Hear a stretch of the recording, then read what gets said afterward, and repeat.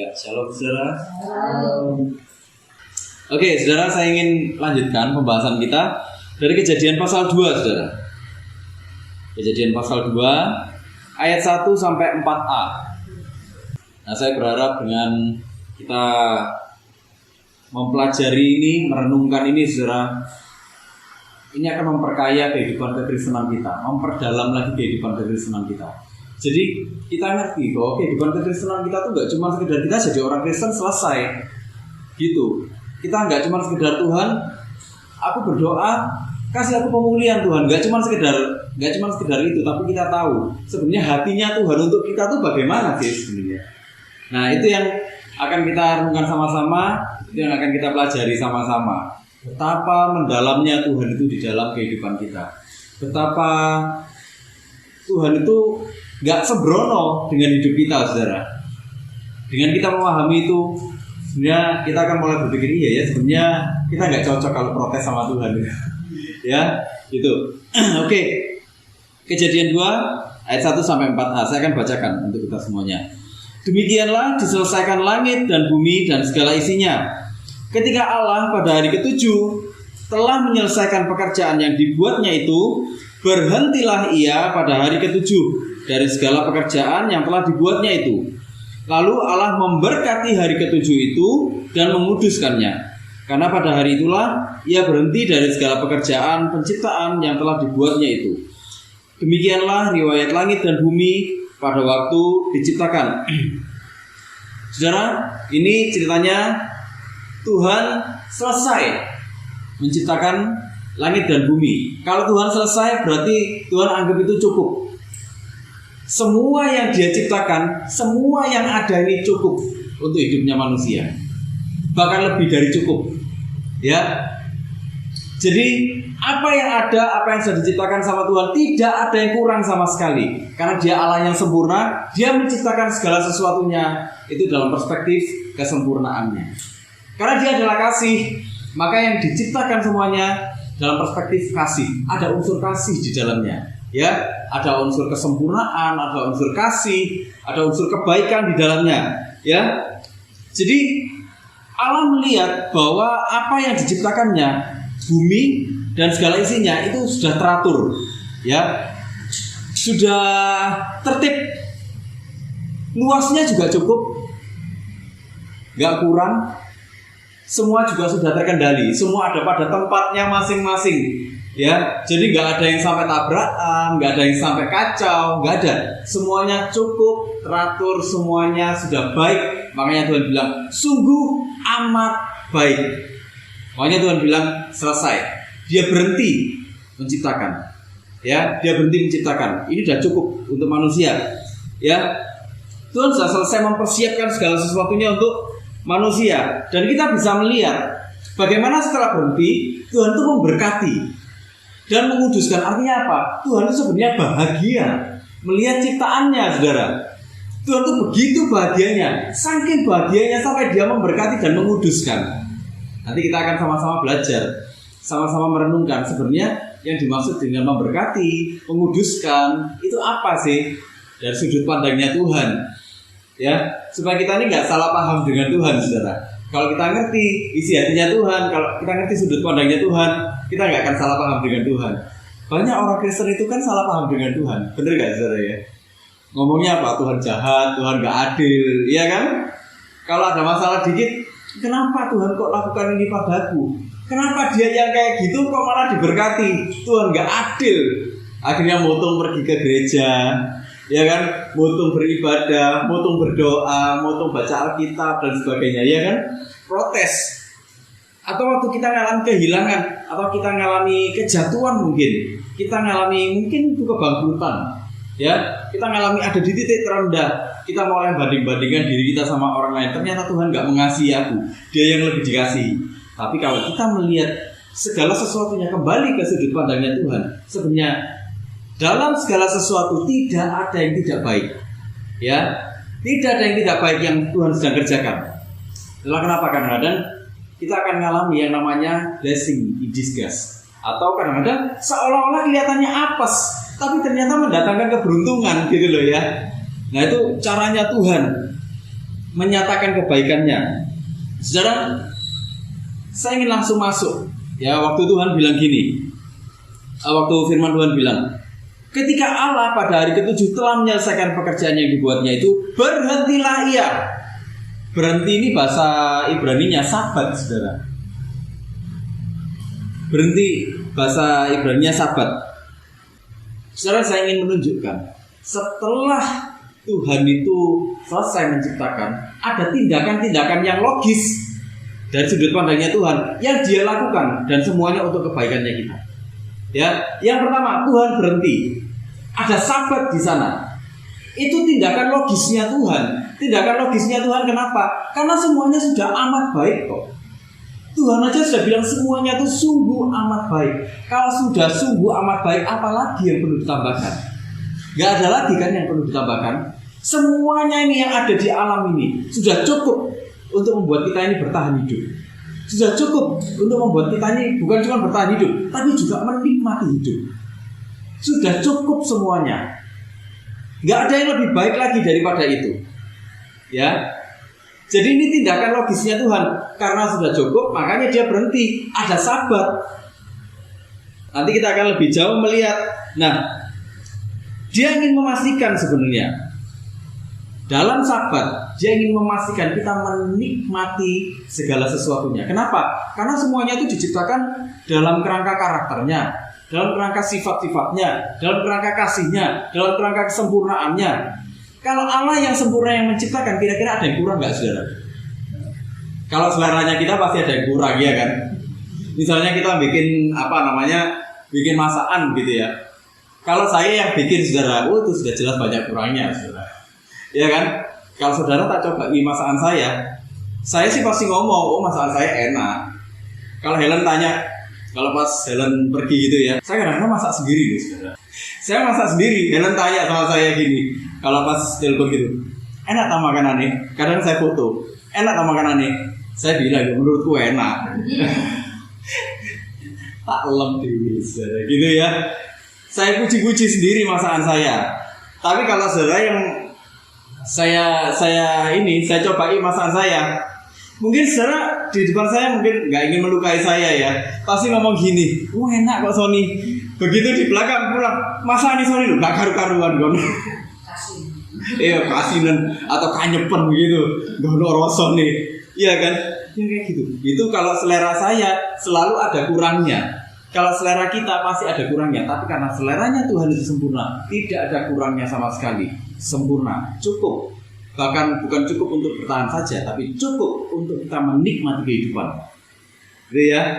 Jadi Tuhan tidak pernah salah. Kemudian karena sudah selesai, ya, karena sudah selesai Tuhan berhenti, ada sabat di sana, berhenti, stop, benar-benar stop. Tidak ada lagi kegiatan yang penciptaan, ada yang kurang ditambahkan, nggak ada. Tapi bukan berarti Tuhan itu berhenti bekerja sama sekali loh, saudara. Tuhan tetap bekerja menyertai kita semuanya sampai hari ini. Ya, Tuhan tetap bekerja menyertai kita semuanya. Jadi penciptaannya berhenti, tapi penyertaannya tidak pernah berhenti. Kemudian Tuhan bilang gini, firman Tuhan bilang gini, lalu Allah memberkati hari ke-7 itu dan menguduskannya. Memberkati itu gini, saudara. Memberkati itu barak. Barak itu gimana? Barak itu memang memberkati, tapi memberkati ini gini, menganugerahkan ya kebaikan dan kemurahan ilahi. Jadi begitu selesai Tuhan puas, ya Tuhan puas dengan apa yang sudah dilakukannya, apa yang sudah diciptakannya. Tuhan memberi kemurahan, memberikan kebaikan, gitu ya, memberikan kemurahan ilahi. Ini ciptaanku. Engkau akan menikmati kebaikan-kebaikan dari aku. Engkau sudah baik, tapi engkau akan makin menikmati kebaikan dari aku. Engkau akan menikmati kemurahan-kemurahan dari aku. Kenapa? Karena engkau ini menjadi kesukaanku. Ciptaannya Tuhan ini, saudara ya, seluruh ciptaannya Tuhan dan yang terakhir kita yang diciptakan, saudara. Karena semua yang diciptakan Tuhan itu untuk menopang kehidupannya manusia. Ini akan menjadi kesukaanku. Itu tindakan logisnya Tuhan. Jadi Tuhan memberkati seluruh ciptaannya dan termasuk manusia di dalam situ memberikan kemurahan, menjadikan kesukaan bagi Tuhan, itu tindakan logisnya Tuhan. Tuhan bertindak secara logis. Wong semuanya ini sudah tak ciptakan dengan sangat baik. Ya aku menyukainya. Karena aku menyukainya, akan selalu ada kemurahan terjadi. Bahkan saudara, waktu bumi ini sudah tidak sempurna, ya. Waktu bumi ini sudah tidak sempurna, kita tetap bisa menikmati kebaikan Tuhan, kan? Kita tetap bisa menikmati kemurahan Tuhan, kan? Waktu tadi kita dengar kesaksiannya Pak Pil, bagaimana Pak Pil mikir, aduh ini gimana ya, ini biayanya pasti besar ini, ya kan? Biayanya pasti besar. Tapi apa yang terjadi? Waktu Pak Pil, Tuhan ini biayanya pasti besar, ini terus aku harus gimana? Tuhan kasih petunjuk, dan bukan cuma Tuhan kasih petunjuk, tapi Tuhan kasih jalan, Tuhan kasih kemurahan. Kenapa? Karena ada kebaikan, ada kemurahan ilahi, dan karena memang ini kesukaannya Tuhan. Ya, itulah kenapa logis bagi Tuhan memberkati ciptaannya ini. Logis bagi Tuhan memberikan kemurahan. Oh, ini memang dari awal aku bikinnya ini karena aku suka. Aku bikin ini karena ini menjadi kesukaanku. Logis aku memberkati. Gitu loh saudara. Ya, jadi kalau saudara sedang ada di dalam pergumulan, kalau kita sedang ada di dalam kondisi apapun, saudara tetap percayalah bahwa Tuhan itu memberikan kebaikan ilahi, memberikan kemurahan ilahi, itu gak berhenti-berhenti. Memang dunia sudah tidak sempurna karena manusia jatuh dalam dosa, tapi bukankah kebaikannya itu selalu sempurna? Bukankah kemurahannya selalu sempurna? Bukankah karakternya selalu sempurna? Kemurahan Tuhan yang sempurna itu tidak bisa dikalahkan dengan kondisi yang tidak sempurna. Gitu ya. Kondisi yang tidak sempurna yang harus ngalah sama Tuhan. Iya toh? Itulah kenapa kita selalu mengalami. Kalaupun kita mengalami problem, kita kadang-kadang pusing, Tuhan ini gimana. Tapi pada akhirnya kita mengalami kan kebaikan dari Tuhan. Kita mengalami kan pertolongan. Kenapa? Karena ada tindakan logis dari Tuhan. Begitu dia berhenti, dia menyatakan ini cukup. Dia nyatakan, engkau akan mengalami kemurahan dari aku, engkau akan mengalami kebaikan dari aku. Selama-lamanya akan selalu ada itu. Itulah kenapa dulu waktu COVID, saudara ya, Tuhan, orang-orang kan banyak yang bertanya, waktu pandemi, di mana Tuhan? Kenapa Tuhan mengizinkan pandemi terjadi? Kalau memang ada Tuhan, kenapa pandemi ini terjadi? Apakah Tuhan tidak ada? Tuhan selalu ada. Buktinya apa? Selalu ada kebaikan terjadi kan dalam kehidupan kita. Bahkan waktu pandemi kita tetap mengalami kebaikan Tuhan kan. Kita mengalami nggak pertolongan Tuhan waktu itu? Mengalami kan? Kita mengalami kebaikan Tuhan nggak? Mengalami kan? Artinya apa? Kalau masih ada kebaikan Tuhan, Tuhan ada. Logika bahwa Tuhan tidak ada itu tertanyakan. Ya saudara ya. Kemudian Tuhan menguduskan, ya. Tuhan menguduskan, bahasa Ibrani-nya kadas. Kadas itu gini saudara, dia memisahkan, ya. Begitu Tuhan memberkati, menjadikan ini kesukaannya, memberikan kemurahan-kemurahan, dia terus menguduskan ini, memisahkan sebagai sesuatu yang sakral. Jadi ciptaannya ini dianggap sama Tuhan itu sesuatu yang sakral. Kalau sesuatu yang sakral itu kira-kira sembarangan nggak saudara? Diperlakukannya sembarangan nggak? Enggak ya. Kalau kita kadang-kadang kita ketemu sama orang-orang yang ini saudara, mereka punya benda-benda yang dianggap sakral di rumah. Nah, barang-barang yang sakral seperti itu, yang dianggap sakral, pasti sama orang diperlakukan baik-baikan, nggak ada yang sembarangan. Sama, Tuhan pun memperlakukan kita itu nggak sembarangan. Artinya waktu Tuhan menguduskan, membuat ini jadi sesuatu yang sakral, membuat ini jadi sesuatu yang khusus, didedikasikan untuk Tuhan sendiri. Jadi tidak boleh ada yang menguasai ini, tidak boleh ada yang memiliki ini selain daripada Tuhan sendiri. Jadi sebenarnya saudara, bahkan dalam kondisi dunia yang tidak sempurna ini, kita ini punya jaminan keamanan dari Tuhan. Kita ini punya jaminan keamanan dari rasa takut, dari rasa khawatir. Loh, itu tindakan logisnya Tuhan. Jadi ada 3 tindakan logisnya Tuhan setelah penciptaan. Dia berhenti karena memang sudah cukup. Dia memberkati karena memang sejak dari awal dia menciptakan segala sesuatunya sempurna dan dia mendedikasikan untuk dirinya sendiri. Itulah kenapa Tuhan menjagai. Itu tindakan logisnya. Aku gak akan biarkan orang lain atau sosok lain memiliki ini. Aku yang memilikinya. Waktu manusia jatuh dalam dosa karena setan berhasil mempengaruhi manusia dan dosa masuk ke dalam dunia, saudara, kita harus tahu bahkan iblis pun itu dibatasi oleh Tuhan. Kita kalau melihat bagaimana film-film, bagaimana ada acara-acara yang penampakan-penampakan yang kayak gitu ya, itu yang seolah-olah membuat iblis itu kelihatan besar kuasanya. Sekalipun iblis begitu besar kuasanya, tapi Tuhan sebenarnya merantai kakinya. Iblis itu dirantai kakinya. Iblis dibatasi pergerakannya. Itulah kenapa kalau kita pernah ya kita pelajari tentang Ayub, saudara ya. Setan datang. Lah, Ayub ini engkau berkati seperti itu, bagaimana dia tidak mencintai engkau?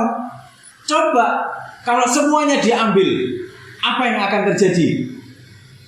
Kenapa iblis ngomong kayak gitu? Karena dia tidak maha tahu. Makanya dia tanya sama Tuhan, apa yang akan terjadi? Tuhan bilang apa? Semuanya boleh kamu ambil, tapi hanya nyawanya, hidupnya itu tidak boleh kamu sentuh. Saudara, iblis lancang gak kira-kira? Gak lancang kan? Dia gak sampai berani ngambil nyawanya kan? Kenapa? Karena Tuhan membatasi dia. Nah itulah kenapa kita gak boleh takut sama intimidasi iblis. Ada begitu banyak terjadi intimidasi dalam kehidupan kita. Supaya apa? Supaya kita melihat bahwa Tuhan itu begitu kecil, atau supaya Tuhan itu begitu tidak peduli, sehingga kita punya alasan untuk meninggalkan Tuhan. Padahal sebenarnya nggak seperti itu. Tuhan itu begitu besarnya, Tuhan itu begitu berkuasanya. Bahkan iblis yang mau mengkudeta Tuhan pun itu dibatasi sama Tuhan. Kenapa iblis berani nantang Tuhan? Karena dia tidak maha tahu. Dia tidak tahu nasibnya. Padahal kalau kita baca di kitab Wahyu, kita bisa melihat nasibnya iblis bagaimana, iya kan? Tapi kenapa ada begitu banyak orang mempercayakan nasibnya, mempercayakan hidupnya kepada pengaruh iblis? Contohnya cari pesugihan. Terus apa lagi saudara? Cari guna-guna, ya toh? Cari pembelaan untuk dirinya dengan cara apa? Nyantet orang, ya kan? Kita orang percaya, kita nggak perlu ya kayak gitu. Tuhan sendiri yang turun tangan. Ini dilihat, ada tindakan logisnya Tuhan menguduskan, ternyata membuat ini jadi sesuatu yang sakral. Karena ini sesuatu yang sakral, sesuatu yang khusus, didedikasikan untuk Tuhan sendiri. Dia menciptakan itu untuk dirinya sendiri, saudara. Tuhan tidak menciptakan bumi dan segala isinya. Dia tidak menciptakan manusia juga itu untuk berbagi dengan figur lain. Ya, dia menciptakannya cuma untuk dirinya sendiri. Itulah kenapa logis bagi Tuhan kalau dia juga melindungi ciptaannya. Ya, itulah kenapa kita gak perlu khawatir, kita gak perlu takut. Apapun intimidasi yang terjadi dalam kehidupan kita gak perlu khawatir, kita gak perlu takut. Karena Tuhan tidak pernah kehilangan kendali bahkan ketika manusia jatuh dalam dosa. Justru iblislah yang sebenarnya tidak berkuasa sama sekali. Saudara, kalau kita lihat di Perjanjian Baru, ya, bagaimana iblis waktu ketemu sama Tuhan, waktu ketemu sama Tuhan Yesus, apa yang terjadi? Kalau ketemu sama Tuhan Yesus, ketakutan kan mereka? Ketakutan kan? Lah gitu kok ada orang yang mempercayakan hidupnya sama iblis. Kira-kira itu kebodohan apa bukan, saudara? Itulah kebodohan. Itulah kebodohan daripada dosa. Gitu loh ya. Nah, saudara, semua pemberian dan anugerah Allah adalah cukup bagi kita semua. Bahkan sekalipun saat dunia ini nggak sempurna, kasih Tuhan tidak pernah berubah. Kita punya banyak kesaksian ya, saudara ya. Bukan cuman kita dengar dari orang, tapi kita juga mengalami sendiri. Kadang-kadang kita tuh Tuhan, aku tuh sudah nggak ngerti lagi harus bicara bagaimana. Tuhan, aku nggak ngerti lagi harus berdoa bagaimana. Tapi apa yang terjadi? Tiba-tiba ada pintu terbuka, ya kan? Itu caranya Tuhan, saudara. Nah, saudara, saya ingin masuk membahas secara khusus masalah Sabat. Ya, Sabat ini gini, saudara. Sabat itu hari perhentian pada berjalannya waktu. Dikatakan Sabat itu hari perhentian. Hari perhentiannya bagaimana? Waktu semua orang akhirnya menikmati anugerah Tuhan di dalam kehidupannya, memusatkan semua kembali kepada Tuhan.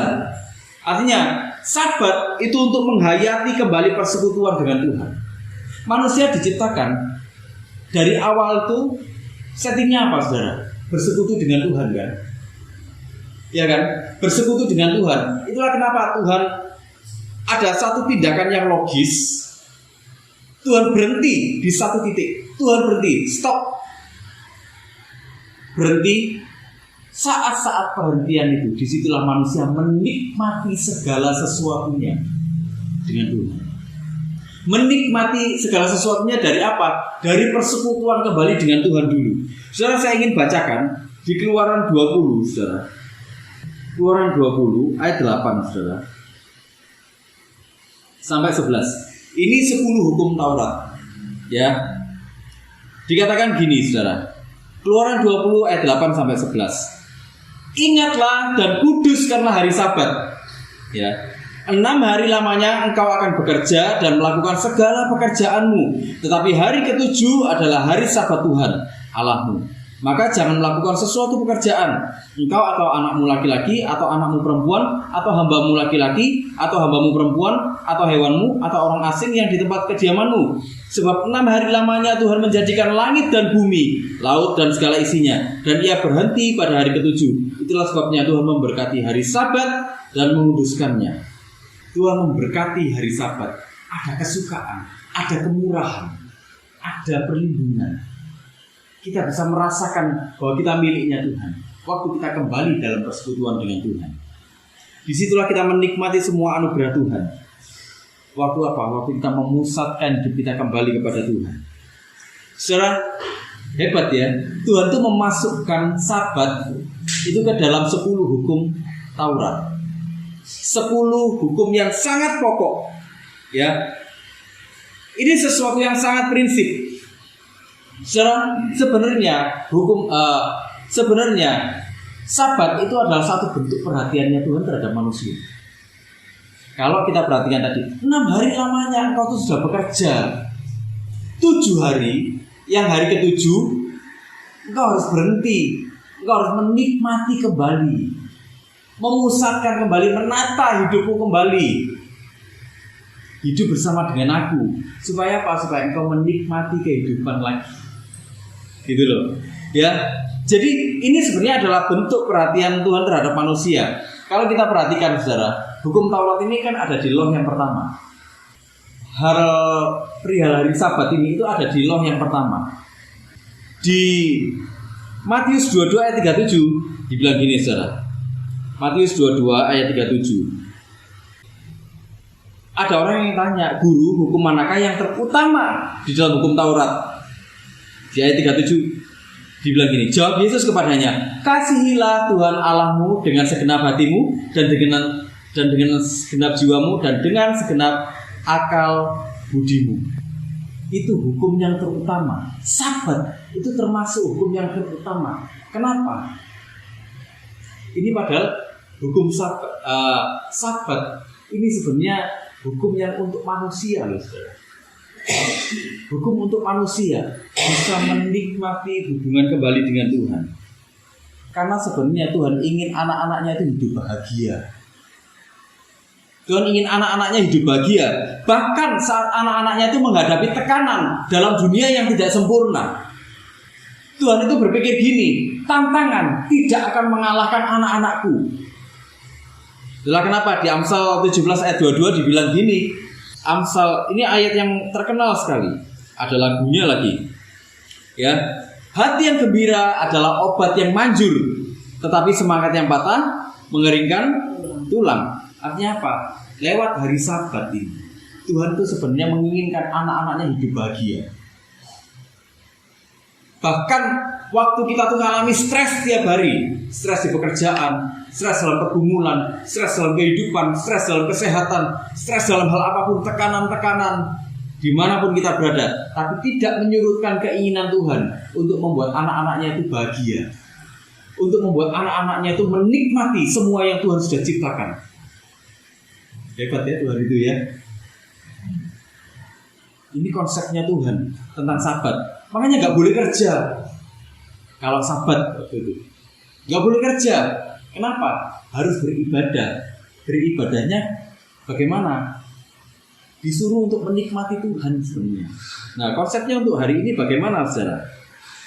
Saudara, Markus 2 ayat 27 bilang gini. Lalu kata Yesus kepada mereka, hari Sabat diadakan untuk manusia dan bukan manusia untuk hari Sabat. Bayangkan, saudara, Tuhan berhenti ada hari Sabat, hari Sabatnya itu untuk manusia, saudara. Hari Sabat diadakan untuk manusia dan bukan manusia untuk hari Sabat. Artinya apa, saudara? Hari Sabat itu sebenarnya bukan sebuah sistem yang mati. Hari Sabat itu bukan ada untuk membelenggu manusia, bukan. Hari Sabat itu bukan kayak satu kewajiban yang mati gitu loh, saudara. Engkau kalau nggak melakukan itu engkau akan dikutuki. Bukan yang seperti itu. Spiritnya Tuhan itu, semangatnya Tuhan itu sebenarnya membuat manusia itu bahagia, gitu loh. Sabat itu adalah cara yang logis dan pasti dari Tuhan agar manusia itu menikmati kehidupan. Kenapa? Karena dia bisa menikmati Tuhan, dia akan menikmati kehidupan. Sabat itu sebenarnya alat, saudara, yang disediakan oleh Tuhan supaya manusia itu menikmati, tidak hanya bekerja. Nah, saudara, aplikasinya hari ini bagaimana, saudara? Kadang gini, orang tuh cuma mau kerja. Bahkan dalam dunia pelayanan, orang tuh cuma mau pelayanan, nggak ada istirahatnya sama sekali. Nggak ada waktu-waktu dia menikmati hubungan pribadi dengan Tuhan. Bukan cuma nggak ada waktu menikmati hubungan pribadi dengan Tuhan, nggak ada waktu-waktu dia menikmati apa yang Tuhan sudah sediakan dalam hidupnya. Padahal Tuhan sudah kasih banyak di dalam hidupnya. Dia menikmati nggak sih? Sekalipun dia kaya, dia tidak menikmati apa-apa kalau dia tidak memulainya dari hubungan dengan Tuhan. Waktu kita menikmati Sabat dalam hidup kita sekarang, saudara, kita mulai menikmati itu gini. Kita mulai melihat, iya ya, apa yang Tuhan lakukan dalam hidup ini banyak. Oh iya ya, Tuhan ngasih aku kesempatan untuk berlibur misalnya. Oh iya ya, Tuhan ngasih aku kesempatan kayak Pak Pil tadi. Wah, Tuhan ngasih kebaikan seperti ini. Ini kalau nggak caranya Tuhan nggak mungkin loh. Pak Pil mulai mengagungkan Tuhan waktu itu. Mulai mengagungkan Tuhan. Saudara, saya misalnya, saya beli ikan koki, saudara. Saya waktu melihat mereka di kolam gitu ya, saya tuh kadang-kadang gini loh, saudara. Oh iya ya, hebat ya Tuhan tuh menciptakan ikan ini ya. Indah gitu loh. Bener-bener indah, bikin hati saya itu waktu saya duduk di pinggir kolam gitu ya. Saya duduk di pinggir kolam, saya tuh menikmati gitu. Bagus ya, hebat ya, hati saya senang gitu loh. Yang tadinya stres gitu mulai sirna, mulai pudar. Kenapa? Karena saya tahu Tuhan itu membuat saya menikmati kehidupan. Saya mulai bersyukur sama Tuhan itu hebat ya. Satu contoh lagi. Waktu kita pergi keluar kota ini misalnya, kita pergi ke pantai atau kita pergi ke gunung. Setelah saya kalau pas pergi ke pemandangan gitu ya, yang pertama saya pikirkan tuh selalu gini, wih, Tuhan itu hebat ya, bikin kayak gini ya, indah gitu loh, bener-bener indah, tanpa campur tangannya manusia ini bisa seindah ini. Betapa luar biasanya Tuhan tuh bikin kayak gini. Waktu saya mulai foto, saya mulai nikmati fotonya. Kadang-kadang saya nikmati fotonya, saudara ya, saya lihat-lihat lagi gitu. Dalam hati saya itu selalu kayak gini, indah ya, benar-benar indah Tuhan itu menciptakan segala sesuatunya. Dan saya mulai menikmati. Saya mulai menikmati keindahan. Apa yang terjadi? Pikiran saya fresh lagi. Saya seger lagi. Dan waktu saya seger, saya siap menjalani kehidupan lagi. Saya siap menjalani tantangan lagi. Saya sumpek lagi. Saya datang lagi sama Tuhan. Tuhan, aku memang sumpek, tapi ternyata ada pertolongan dari Tuhan. Ada kenikmatan dari Tuhan. Terima kasih Tuhan. Saya menikmati kehidupan lagi. Seperti itu terus-menerus. Banyak orang bahkan sebenarnya mendapatkan banyak di dalam hidupnya, tapi dia tidak menikmati kehidupan. Kenapa? Karena dia lupa untuk datang kembali sama Tuhan. Karena dia lupa untuk datang kembali sama Tuhan. Dia lupa untuk menikmati apa yang Tuhan sudah sediakan di dalam hidupnya. Mungkin dia menikmati hidupnya. Mungkin dia gini, oke, kita pergi ke luar negeri. Tapi dia pergi ke luar negeri pun dia tetap kepikiran, saudara, ini nanti bagaimana jalannya bisnisnya, ini nanti bagaimana, karena masih ada tanggungan. Saudara, saya waktu pergi gitu ya, kadang-kadang saya saking menikmatinya itu saya sampai lupa loh, saudara. sama masalahnya. Saya baru ingat lagi itu waktu mau pulang. Waktu besok mau pulang gitu, oh iya ya, masih ada ini ya, masih ada ini, gak apa-apa, nanti pasti ada jalan. Akhirnya saya berpikir seperti itu. Itulah kenikmatan dari Tuhan. Sabat itu sebenarnya cara Tuhan untuk membuat kita ini bahagia di dalam kehidupan. Saudara, saya ingin simpulkan gini sebenarnya. Sabat itu adalah perayaan kesadaran manusia akan hakikatnya. Apa hakikatnya manusia? Intim dengan Tuhan. Manusia gak bisa hidup tanpa Tuhan. Manusia gak bisa terlepas dari Tuhan. Waktu kita memahami itu, kita akan menikmati kebahagiaan di dalam hidup. Jadi Tuhan itu sebenarnya bahkan waktu dia menciptakan manusia, itu Tuhan itu bahkan sudah mempersiapkan sarana untuk membuat kita ini bahagia dan menikmati kehidupan. Hebat ya Tuhan itu, saudara ya. Dan semuanya itu bukan tindakan yang impulsif atau tindakan ya usah dibikin kayak gini, enggak. Tapi itu ada pertimbangan yang logis dari Tuhan, ada pertimbangan yang betul-betul matang dari Tuhan. Hebat ya Tuhan itu, saudara ya. Bagaimana Tuhan itu menciptakan kita semuanya, bagaimana Tuhan itu mengatur hidup kita semuanya sampai hari ini. Semuanya itu logis di hadapan Tuhan. Semuanya itu teratur, semuanya itu terarah di hadapan Tuhan. Kalau logis itu kira-kira ngawur gak, saudara? Gak ngawur ya. Logis itu kan semua diperhitungkan baik-baik ya. Itulah yang Tuhan lakukan di dalam hidup kita. Salah satunya ini lewat sabat ini, saudara. Bagaimana dia menguduskan, bagaimana dia memberkati sabat. Saudara, saya ingin dorong kita semuanya, yuk kita kembali kepada hubungan pribadi kita dengan Tuhan.